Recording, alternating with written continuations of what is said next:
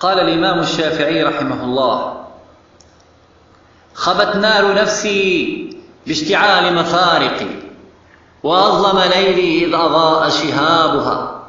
أيا بومة قد عششت فوق هامتي، على الرغم مني حين طار غرابها.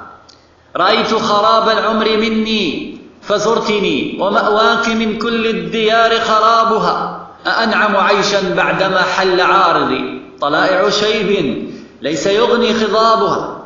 إذا اصفر لون المرء وابيض شعره، تنغص من أيامه مستطابها. وعزة عمر المرء قبل مشيبه، وقد فنيت نفس تولى شبابها. فدع عنك سوءات الأمور، فإنها حرام على نفس التقي ارتكابها. وأدي زكاة الجاه، واعلم بأنها كمثل زكاة المال تم نصابها. وأحسن إلى الأحرار تملك رقابهم، فخير تجارات الرجال اكتسابها. ولا تمشيا في منكب الأرض فاخرا، فعن قليل يحتويك ترابها. ومن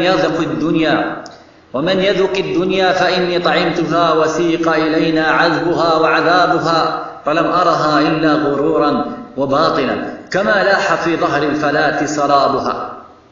وما هي إلا جيفة مستحيلة، عليها كلاب همهن اجتذابها. فإن تجتنبها كنت سلما لأهلها، وإن تجتذبها نازعتك كلابها. إذا انسد باب عنك من دون حاجة، فدح لأخرى ينفتح لك بابها.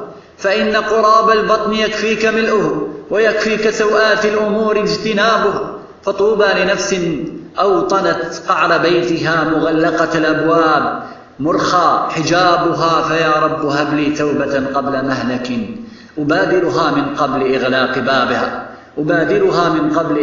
بابها.